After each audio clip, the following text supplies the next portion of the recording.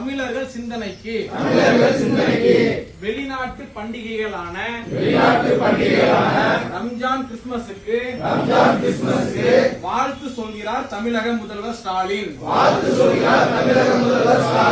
ஆனால் தமிழர்கள் கொண்டாடும் பண்டிகைகளான தீபாவளி, ஆயுத பூஜை, தமிழ் புத்தாண்டு போன்ற பண்டிகைகளுக்கு முதல்வர் ஸ்டாலின் வாழ்த்து சொல்வதில்லையே ஏன்?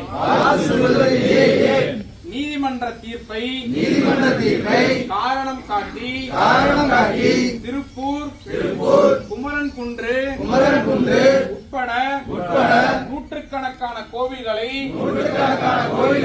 இரவோடு இரவாக இடித்து தள்ளியது ஸ்டாலின் அரசு. ஆனால் நீதிமன்றமே உத்தரவிட்டும் திருப்பரங்குன்றம் மலை உச்சியில் உள்ள தீபத்தூணில் தீபம் ஏற்ற ஸ்டாலின் அரசு தடை போட்டு தமிழர்களுக்கு துரோகம் செய்தது ஏன்? இந்து சனாதன தர்மத்தை டெங்கு மலேரியா கொசு போல ஒழிப்பேன் என்று பொது மேடையில் பேசினார் துணை முதல்வர் உதயநிதி ஸ்டாலின்.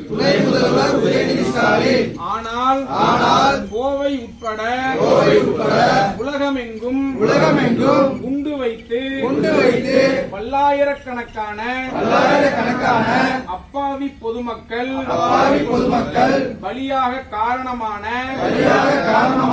பயங்கரவாதத்தை ஒழிப்பேன் என உதயநிதி ஸ்டாலின் சொல்ல தயங்குகிறாரே ஏன்?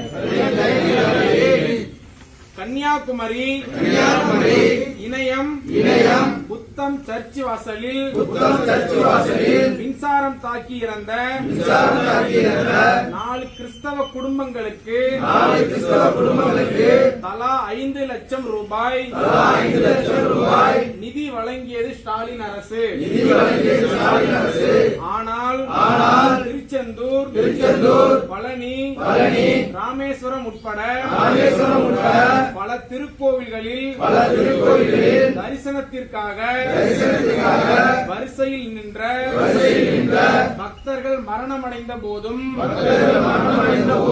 கோவிலுக்காக தன் உயிரை தியாகம் செய்த பூரணச்சந்திரனுக்கும் 1 ரூபாய் கூட உதவித்தொகையாக ஸ்டாலின் அரசு வழங்கவில்லையே.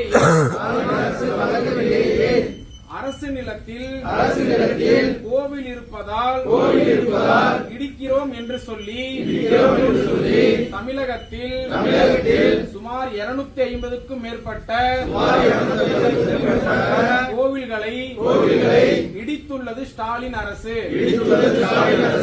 ஆனால் நீதிமன்றமே உத்தரவிட்டும் கூட அரசு நிலத்தில் உள்ள ஒரே ஒரு சர்ச் மசூதியை கூட ஸ்டாலின் அரசு இடிக்கவில்லையே ஏன்?